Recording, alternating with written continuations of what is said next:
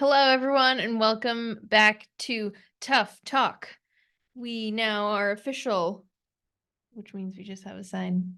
And this is episode 10 of Tough Talk and the second one for 2024. I'm Amanda Nauman, I'm Dave Sheik. and this is our dead space. we haven't really figured out bothering Amanda how to fill this besides sitting closer or doing something. We have new lighting. Hopefully it works and we look pretty. But we're here today to talk about what? Rock Cobbler 11.0. It's Valentine's Day. Happy Valentine's Day. Yeah, big Valentine's guy. Big Hallmark holiday guy. Yeah, super fan. Yeah, it is Wednesday, a few days after coming back from Rock Cobbler, Bakersfield. We went last week on Thursday, right? Drove up there. We spent 3 nights in Bakersfield, which we have never done before. We've done camps up there and kind of stayed a few days before, but we've never stayed the night after, which was really nice and convenient. And this was my 9th Rock Cobbler, your 10th. Yeah, there's one year that was COVID. Yeah, the COVID year you didn't go to, and then one year, that other mud year, you went and I didn't. I didn't even make it. Mhm. I got lost to the tunnel Yeah. and did laps of the upper part of Hart Park and then told Sam I'm going to the bar. With a bunch of other people. Yeah, with a group that I was leading. Yeah. So this was edition number 11 and the 10th year running of the Rock Cobbler. I signed up for the Pebbler this year. Dave did the Cobbler distance. We had a couple friends. Justin did the Boulder distance. And we had some friends come out from Kansas to attempt the Cobbler and ultimately switch. Here's what happened. 2 years ago, our friend Bobby Thompson from Flint Hills Gravel Ride, and who we work with to do our camp in Kansas, came out and tried to kill himself on the course. Broke his shoulder. We had similar stuff happening this time where the people from Kansas came out and we had to replace all their brake pads because you actually don't have to stop in Kansas. Before the race, change brake pads. It's an event. It's not a race. Stop saying it. Sorry. Sam's gonna get mad at you. And so anyway, long story short, it was I don't know how Bobby roped everybody into coming out, but they came. They were excited. I apologized because it was Baco, and I'm like, you guys are coming to California, go to Bakersfield. But it's the one time a year that I can say Bakersfield is awesome. Yeah, it is. And it was pretty. I would say the gigantic rain snowstorms that blew through most of California for a week and a half leading up to the event scared the bejesus out of everyone. I mean, it was a significant enough of a storm that we went straight to the mountains for all the snow and reaped the rewards of that. Meanwhile, everybody south was worrying about flooding, rains, and panicking about what that was going to mean for the Bakersfield course, but ultimately it ended up being a really nice day. And luckily, it stopped raining Wednesday before. So by the time everybody was coming up on Thursday or Friday, no more rain, partly cloudy skies, and that ended up drying out the mud a lot more than everybody anticipated. But most people still lucked out bringing narrower tires because although it was a lot less muddy, like sticky kind of mud than everybody expected, it was still Velcro-y. So the less surface area that you had on your tires, the better for rolling through it. Felt like it at times. There was other times it didn't. I mean, I guess leading up to all of it, we did a talk in Orange County, and we've done this last year too, and we'll continue to do these with some of the events that we know, and we can help people break it down a little better, especially in this realm of gravel, because it's like miles aren't just miles, and people need to understand what is on a course and what that looks like. And we talk about a lot of this stuff at camp so that people can yeah, go out and try to be as successful as possible. And all that said, we still had, and Sam had difficulties out there with things like its second aid station. So, as we get into it, we'll talk about some of that stuff. But yeah, we've been watching the weather for like 2 weeks leading into this thing, knowing it was going to get sloppy, knowing there were storms coming, and it got real sloppy. Yeah, and Bakersfield has the kind of mud that if it had been raining Friday, let's say, and the race was the next day, we would have all been screwed because it's the kind of mud that will collect. But it had about 2 days to dry out, which was all that it needed. And Sam was saying, even leading up to it, he was like, I really kind of hope it rains on race day because It's better. soupy mud is better. Yeah. Yeah. And Um, like that's the other thing is like Californians. I think it probably took us like racing cross around US and going to other countries that you don't ride the mud that's dry. You go for the wet stuff because it mhm. cleans. Yeah. And as a Californian, you're like, no, no, I only drive where it's dry Hmm. because I'm a fair weather rider. Hmm. And then you realize it's slower, it's harder, and like I could say in the first part of the event, the hills and the climbing are that typical Bakersfield leg zapping mud or dirt, and it's just really slow. And even the descents, I felt like we were pedaling. Yep. Yeah. So, fun fact or fun story, I guess. I, knowing how the mud can be, about a week and a half before, was scouring the internet for a set of tires I knew would work for this. Maybe I'll use this dead space for that. But here's a photo of me at Mid South in 2020. And those tires I knew would work, obviously, in really muddy conditions. So I found a set of those mud tires, and they were sitting on a shelf in a store in Winter Haven, Florida, and listed online. So I found it on Google Shopping, and I called the shop and I was like, "Do you still have these? I will pay for you to ship them out to me in California." And sure enough, the guy said, "Yeah, we'll put them in the mail tomorrow, priority, and it'll get to you."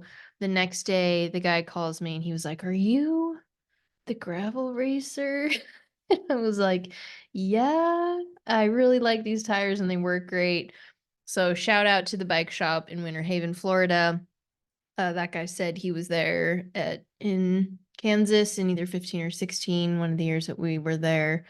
And he was like, yeah, he was like, he wrote on his note in the box to me, "Thanks for everything you do for gravel." And I was like, "Oh, that's nice. Yeah. Perfect." He sent an old set Yeah, that he rode once because he's like, I don't have a use for them. yeah, because I said to him, I was like, "If you had a second set, I would buy them." And he found a set he rode once in his garage and put them in the box for me. And that's what I love about this community. It's a pretty fun story.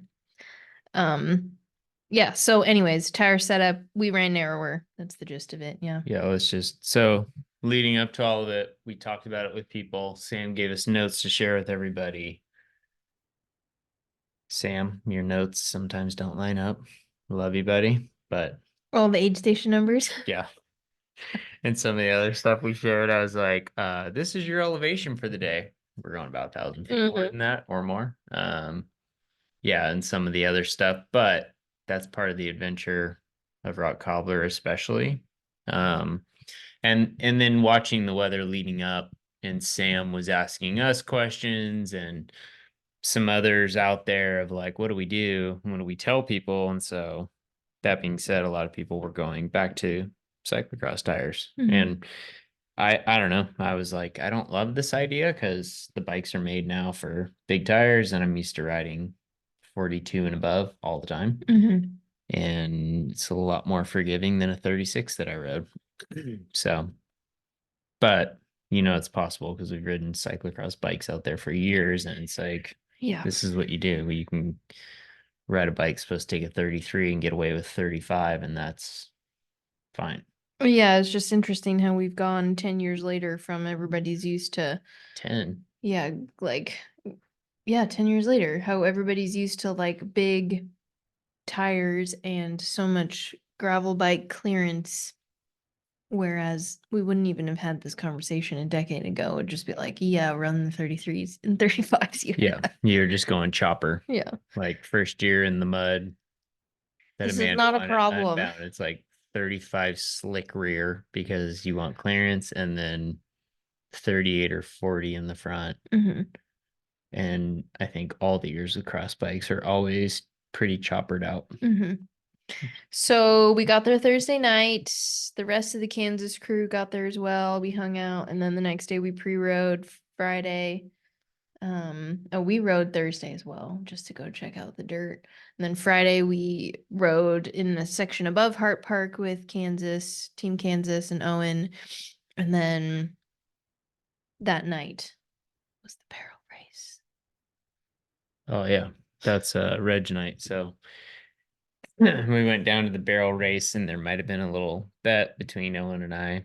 Well, let's lay the groundwork. What were the rules? It's a barrel race. No, I know, but the rules that Jim laid out was it had to be a pedal powered bike. So it didn't matter if it was a gravel bike, a mountain bike, or whatever, but we sort of interpreted that differently. How?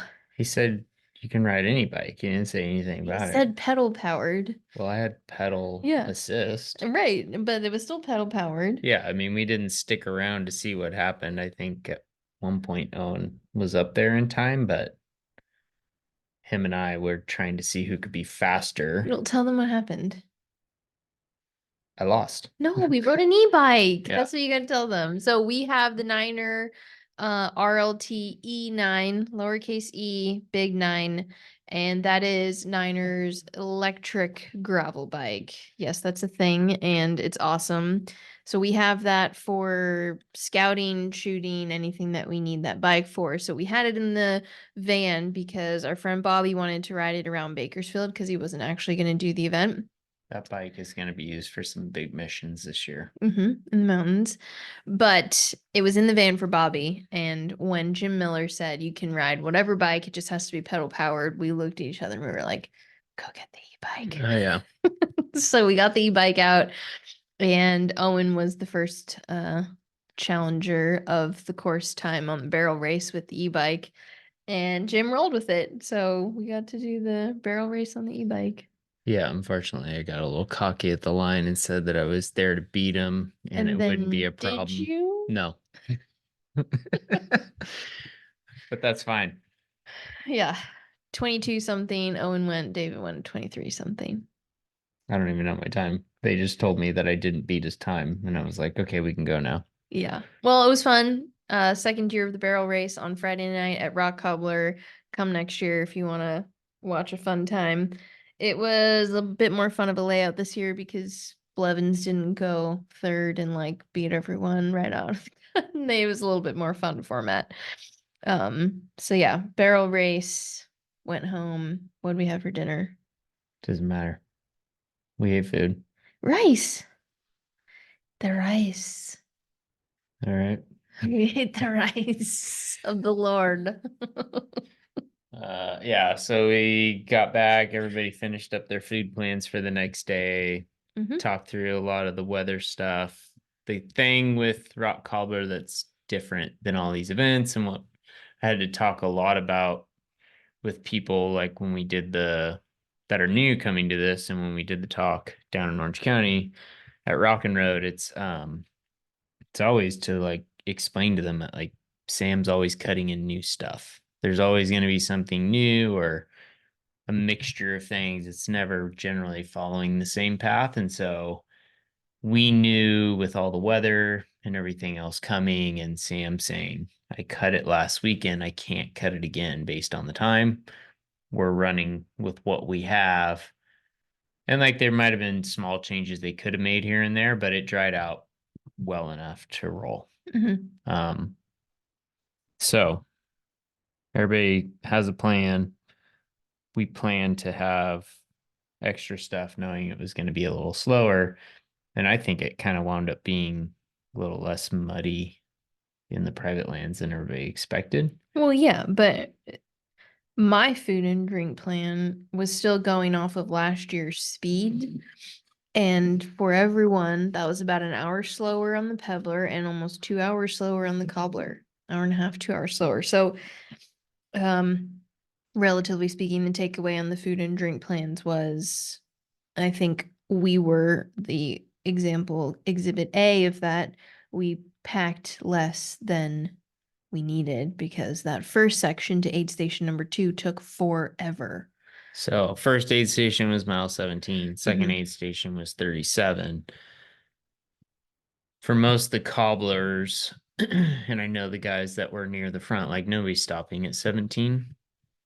And so There were a lot of people stopped when I got there, though. I said cobblers. Yeah, no, I know, but all the cobblers were ahead of me. Well, the other waves. The Yeah, first wave, right. Yeah. like I was nobody's. just proud of I how stopped many to people take off stopped. clothing Yeah. and then to kind of watch what was going on, knowing I would start to catch up. I didn't Yeah. want to continue to ride that pace. And then because I chose these tiny tires and the way I was descending with the group, I was like, I should probably slow down because I'm going to die. Hmm. And then later in the day, as some of the others out there got to see, I definitely was descending too fast trying to follow. So you didn't stop at the first aid station I only stopped to take off my vest. and threw it. I didn't get anything. I didn't need it. Okay. We were there fast enough that, like, I mean, it took me after the stops and dropping my chain a few times. Hmm. It was just under 3 hours to get to that second aid station. But Yeah. that's only 37 miles Right. in. It was just so slow. It's a in comparison, the year before getting to that first aid station was faster, and then even the second one was faster. So I think the takeaway was people either didn't stop at the first one or didn't pack enough to get to how long it took to get to the second And one. this was the one fact that Yeah. Sam knew was going to happen. And he said, make sure you tell people, carry more because they get to like their first aid station and it's taking them longer. And then they're like, if you get too far behind, your day's kind of ruined or Give me yeah. everything. And so what we saw was the give me everything. At And aid station too. aid Yeah. station 2 was running out of stuff because people were so Mhm. in a world of hurt by the Yeah, time they I got there. mean, nobody expected it to take that long, and it wasn't even that bad. Like, the worst section was when we descended onto that barbed wire tree fence line, and it was that, like, I don't know how it was for you, but it was really thick mud for us. And getting to a point where it was almost not rideable, it was like that fence line with the barbed Yeah, and wire. so the conditions through the day, um, in this new section out towards Oildale and up in the hills, um, when I talked to Pete and the guys that did the boulder, they started an hour before us and they said their bikes were like collecting mud Hmm. and it was super heavy and there were sections that were soupy. And then with us an hour later and them riding through it, whether it was like 60 or 100 people, whatever it was, Hmm. when we rode through, it was just really heavy. Like they say leg zapping, I say soul sucking because by the time people got to 37, it was like, I don't know if I should do this anymore. Yeah. Yeah. And there was a lot of that. Um, and so it continued to dry out is kind of, and that happens at all these events. Like the year Amanda was at Unbound 2015, I was probably 5 wheels behind her in the same line on a 2 track, and I just watched the mud spray off everybody's tires. And then Matt and I got there, and it was like Right, and that's kind of how it just was clogged on up, that and we fence stopped. line by the time we got there. That's what I'm saying is Yeah. like it, and that's what happens when 500-600 people go through a section is it also changes. And like I said, I was surprised that I didn't see more people walking through there because it was just horrendous. But once you kind of got a little bit of a reprieve afterwards on pavement and it got better. But that next section was all new. And so we've been doing this for 10 years, and that section with the big oil arms pumping up and down when we got to ride through those big ones. Yeah, that was all new. It was pretty awesome. And Basically after mile like 15, mhm, everything was new yeah, until we kind of cut back in to where we connected back to the aid station at 37. Yeah, I rode with the guy from Bakersfield, and he was like, we always wanted a way to connect Round Mountain to Rancheria, and this was the first year that Sam was able to do it and get access to that. So it was pretty awesome. I mean, I looked at the map again, and I think maybe like 80% of the Cobbler route might have been 60% private land. Like it was a big percentage this year because he got access to that. So pretty fun. If you look at people's routes, remember that's all private land. And more reason why you should sign up for Rock Cobbler and do it in the future because Can't ride it unless it's event day. exactly. Um, so for me, after that second aid station, that was it. It was riding back towards Hart Park and towards the finish. There were So no you more aid guys got to stations for us. 37, kind of continued up and then went Lake back Ming. towards Hart. Yeah. Around Lake Mean back towards Hart Park. Yeah. Okay. And- So we left there and where you guys probably split on the road, we went out towards the orange groves and then we do that climb up Breckenridge Mountain, which is the biggest climb of the day for Cobbler and for Boulder. Sorry, but they had to do an out and back Yeah. right before that. And then we've used that one a long time ago. But where we went up and turned around, Sam took them another like 3-4 miles up to the snow line and then back down. And then they had to do Breckenridge. No, where aid station 30 at mile 37, they took a left. That was Rancheria. They went up that hill. That's what I'm talking about. Yeah, but then you never Okay. went up there. No, Yeah. that's where we went up Breckenridge. They had to do an out and back and then Breckenridge. Right. And so, yeah, I it thought you was meant they kept going up Breckenridge. No. no. And so they had, yeah, I don't even know how much time extra that was. I just know how hard the climb's not bad, but it's everything that was on that side of the course to get to 37 was very slow. Mm-hmm. Like there was points you're just sitting at like 300 watts and you're looking down and I'm like, I'm going 3-4 miles an Was hour. it the same kind of spongy mud? Yeah. The same as the previous Almost section? the whole way up Breckenridge. Oh, wow. So everything to the top of that and then down through kind of like the baby heads and the climb we did last year that was muddy. Was it descent? Yeah. Oh, cool. But that's, yeah, it was tricky because there's little baby heads hidden in the grass. Mhm. And there's a lot of cow crap out there. How many times did you have to get off your bike on that climb? Only I like the G outs when it's just steep. Oh, Just okay. because you're like, I'm done wasting these energies. Like, Yeah. I gotta save it for later. And These energies. some of them are not possible to climb. So Um, even Dave had to hike. So if you had to hike it, don't feel bad. yeah, but some of them are not rideable. Mhm. Like there's two. There's one definitely, maybe two, but it's more like how do you feel? And this is early enough in the year. I don't think we've ever gone to Rock Cobbler like fit. It's like Never. we've either been racing cross or it's something Fit. else is going on, and you're like, I'm gonna take some time off the bike and then I'll ride for a month and go to Rock Cobbler and get everything ramped up for the year. And so for us, it's always been a fun one and just like an adventure ride. And Mhm. man, I don't remember it hurting this bad. Well, part of that reason, remember at the beginning of the show, I said it was raining so hard that we did what? Went to the snow. So we did like epic days on the mountain, but that didn't necessarily translate to like cobbler lakes. Yeah. Yeah. No comment. But it was fun. I mean, I say it every year. It sucks just as much for everyone as it does you hurting out there. And that's the beauty of the rock covers. It's at that perfect time of the year where it sucks for everyone. I mean, Pete Stetna told us he felt amazing, so he was probably one of 1,000 that felt that way. He said he felt pretty good. Yeah, pretty good. Not amazing. Better than expected. Better than expected. But yeah, I never saw Pete out there, but Tobin did catch up. You never saw Pete? Oh, he was already down Rancheria by the time. He was probably just ahead of us because I think he was like 20 minutes up on Tobin. And Okay, so you saw so Tobin I eventually. saw Tobin and he was riding up to us and like I was at a point where I'm like at mile 37, like, does anybody have Advil?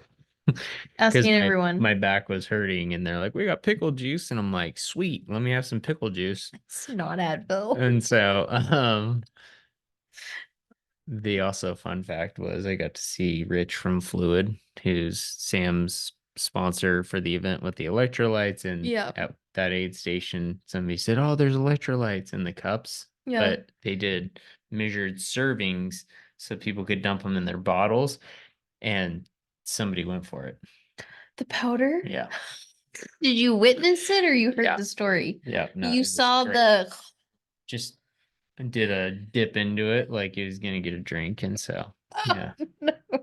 It could have been worse. Like it could have just been a So cloud. have you heard like the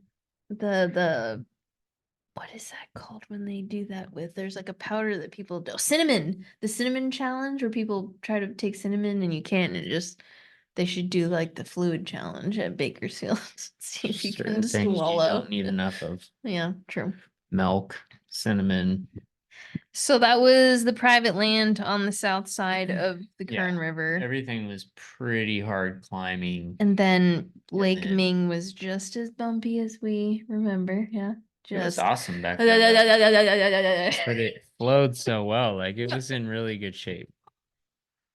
Ming? Yeah. It was Jackhammer City. Quick Ryan. It Just was awesome. so bad. There was one section that was just like, You didn't go down what we climbed up to Breckenridge to go down through. oh, so that was tame. Lake Ming was tame Yeah. compared to that. Like that was just riding and flowing behind the lake and fun. And we were having fun with it Yeah. because I had a group and we were party pacing. Mhm. So that made it fun, but I can definitely say you had to get down from Breckenridge to that aid station. And most people that got to that aid station thought might have been a little closer. I know we thought it was like 9 miles closer. Yeah. So at that point, I was like, I haven't touched a bottle in like an hour. Oh yeah, the mileage was a little off for that one, huh? But it was fine. Like it wasn't crazy Mhm. hot. Luckily, yeah. And so kind of got through it, but kind of once you got to there at 56 something, whatever it was for that mileage for the aid station, like the rest of the course was fairly easy, Mhm. like pedaling wise, and you had to hike a Most of bike. the elevation games done at Yeah. that point. Yeah. So it was, yeah, that part of where we thought we were going to do like 8,000, 8,100 feet. And most people had like 85 to 89 and 90 miles. And that was all done by the time you hit like mile 70. 56. Yeah. So if you're Yeah. watching this because you're signed up for Rock Cobbler in 2025, 2026, somewhere in the future, and you're looking at the route and you're like, man, 60 miles and 6,000 feet of climbing, that sounds crazy.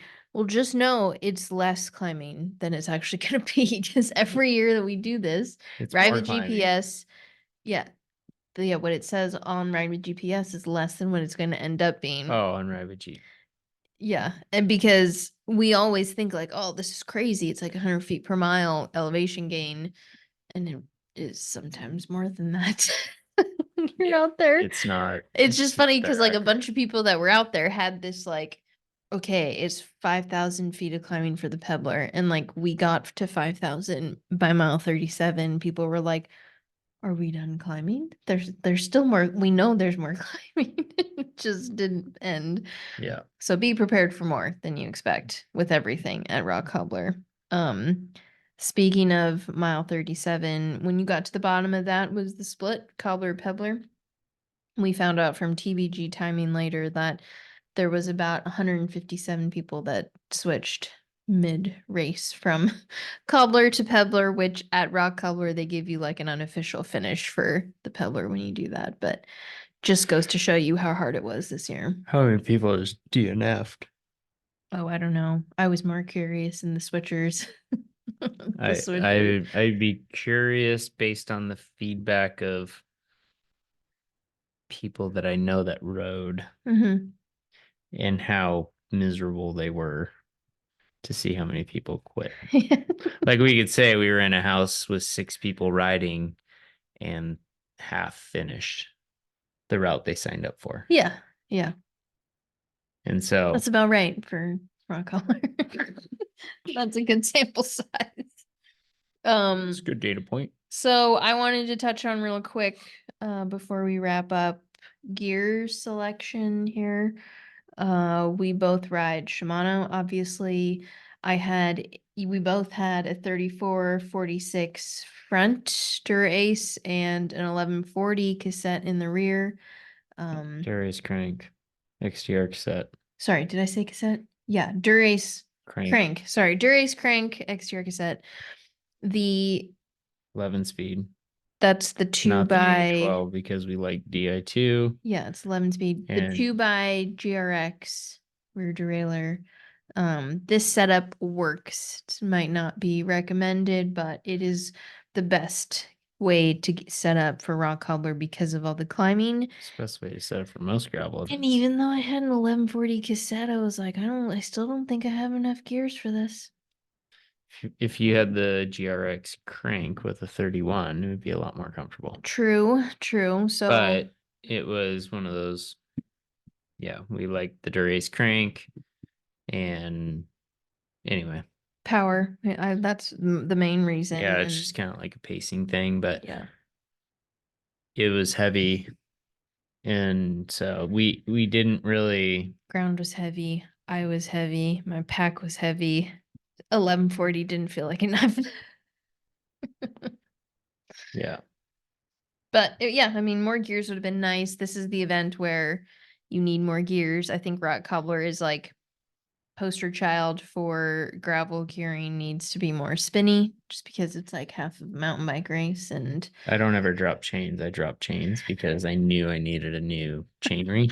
But I was like, we're gonna destroy gear. I'm not gonna ruin new product. yeah, true.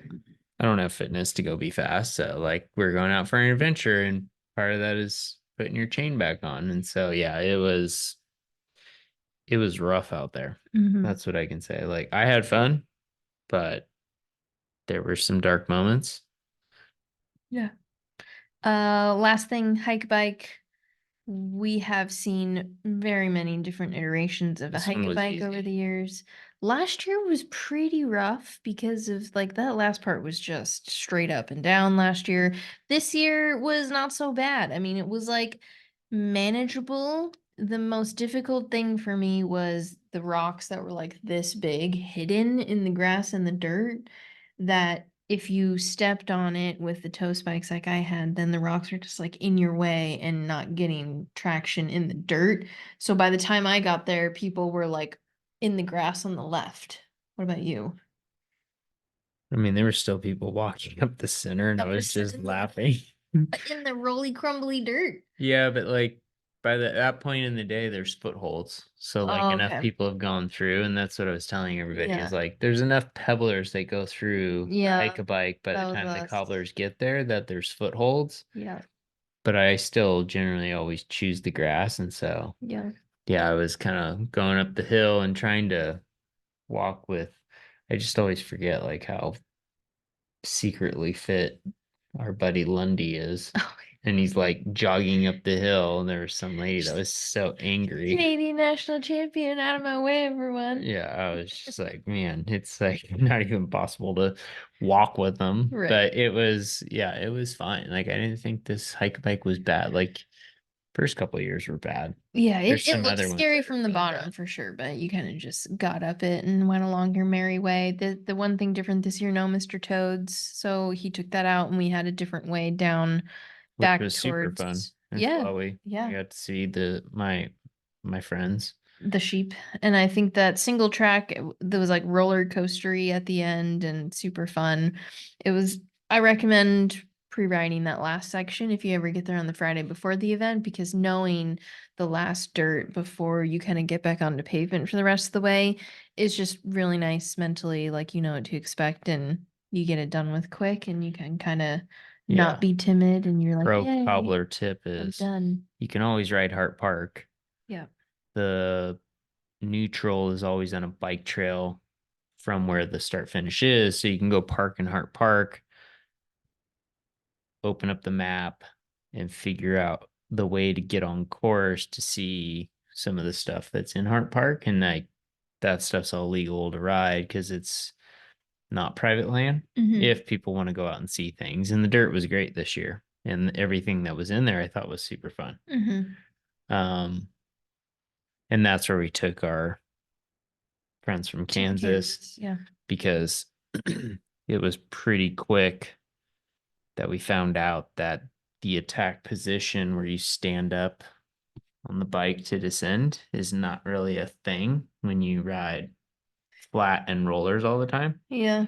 And so my 16-year-old that I coach and work with and rides mountain bikes was like, this is pretty sketchy. Let's give some space. Yeah. And so we had to talk some people through how to descend in California, which is probably, now that I think about it, like what we should have done with Bobby and checked his We brakes. try. We Well, Bobby, we we did love check you. his We tried with brakes. Bobby. Yeah, I'll be fine. So that being said, come to a camp. We're plugging camps right now. This is a perfect time to do it. We will be in Kansas in April before Flint Hills Gravel. We If will anybody's be signed up for Unbound and they want to come see the Flint Hills to test gear come to that. and get some miles, and if you want to ride more, because there might be a chance that some people are doing XL there. In fact, I know they are. We can go explore and Yeah.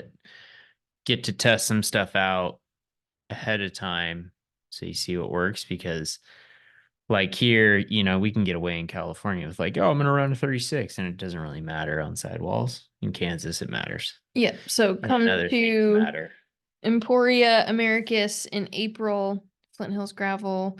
There are about 50-50 women, men signed up right now. So if you're interested, if you're a woman, don't feel intimidated. Come join us right now. It's a We're nice gonna split. do 3 camps for the year, maybe some private stuff if they fit them with our schedule.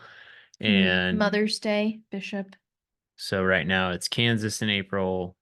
Mother's Mother's Day is a Bishop camp hmm in California. And then there's one later in the year, June. June, up in June, Mammoth. the third weekend of June, Yep. in 30th. Mammoth. Yep. So we have three main ones this year. We slimmed it down a little bit so that we can consolidate and have more fun. But this just, storytelling of teaching Team Kansas how to do a little bit more descending. We love doing stuff like that. And we do it a lot at camps and teach people a lot of ways, not just skills wise, but just in every aspect of doing these events, how to find a little bit more of an advantage and make things easier for you out there to have a good time. Like how to break it down so you can be successful so that the adventure is fun and not, A death march. yeah. Yeah. That's Um, always the goal. And so, um, yeah, I think kind of what takeaways from Cobbler. come to camp. Man, you're like such a used car Salesman, salesman right that's now. Like, it. No, I'm just kidding. But when seriously, Manna come to keeps camp. talking about camps, it doesn't, if you want to come It's and a ride, thing. it's fun, but don't think that you have to come if you're a noob. Like, we Yeah, enjoy those people, but we invite people that have done this stuff and want to because get it's about miles. building our own community of tough riders that can come and share their experiences. And so, like last year at our Kansas camp, a good example is like Mr. Jury, who's won Cannonball 500 this year, and some of these other guys that have done XL. And then we have somebody who'd never ridden gravel before in their life, Mm-hmm. all in the same room. And we divide them up on the road each day so that you get to ride your own paces and go and explore and do things. And everybody gets an experience that they need Yeah. and the miles they need. It's not just, and some people like, hey, I'm going to go back because I have work tonight. And you're like, cool, go get your work done. You don't have to stay and listen to us ramble about how to break down a course because you know everything. Yeah, And that's you good. get what you want out of camp, basically. Yeah. We But structure it that a way. lot of times people don't have opportunities in life or they don't take them to set up multiple days of riding in a row where they get that kind of overload so that they get a bump in their fitness. So as a coach, I say that's why they're a benefit. Yeah. So Rock Cobbler was a blast. That's the main takeaway. This was our second Tough Talk of the year, and we have two guests lined up coming up, which we're excited about. Chris Powell and Sophia Sugar, I think is how you say her last name. But both of them finished second at the Gravel and Wine event, which was last month. And we have invited them to come to Mammoth Tough this year. We think that was a great result, and we kind of wanted to hear a little bit about that Gravel and Wine event since we weren't there. And Maybe we can make it. yeah, the but this was our little rock cobbler recap for all of you, and we'll be able to talk to Chris a little bit about rock cobbler since he was there. But yeah, look out for the next couple episodes where we'll start inviting guests on who are planning on coming to Mammoth in September. Oh, registration's open. Oh, Yeah, for what? Mammoth Tough. Oh, there you go. Go to Yeah. tough.ventures if you want to see anything with camps. Click the little camp link at the top, or you can go to events. You can go find out We're not all that the fancy. information. It's all on there. Uh-huh. And registration's open for the beer mile too. Yep, buff, tough, volunteers, everything you can sign up for right now. New for this year, we are putting a deadline of July 1st for the free socks and free t-shirt, and that's so we can order enough. We put that in the notes this year. We hope that everyone kind of catches that because last year it was hard to plan since everybody signed up a little bit later. We were like, well, if you want the shirt and socks, sign up by July 1st. That's going to help us a lot out with the order and hopefully with the planning as well. So we know how many of you are coming. Because the date on the amount of people registered on July 1st last year compared to who showed up, big difference. But event promoters like charge all this money and they make tons of money. Just look at Instagram. Yeah, we're getting so rich. No. Just want you to come and we want to know how many people will be there. Yeah. So for us, it's always this goal of like creating some stuff that's fun. I don't want to give you an event t-shirt with a bunch of logos on it. Yeah. We have ways to make those work for partners out on course at the event and other ways with the event. So we try to make things that are fun. We want to continue to build the tough community. Yeah, So we have a lot of fun things planned for this year. We'll get into it later, but we hope you enjoy some of these tough talks that we'll do. We'll do a couple more like this where it's just Dave and I talking about some of the things we're gonna do this year. Niner is a big sponsor for us again this year, and we're very grateful. So we'll do a lot more Niner focused stories for you all. See, Dave, Niner t-shirt. Thanks, Niner. And yeah, anything else? I don't think so. Thanks, everyone. We'll see you for the next Tough Talk. This is episode 10. Out. It's time for me to go start training again. Happy Valentine's Day, everyone. To go back to the mountains because there's snow coming. Yeah. See you on the mountain.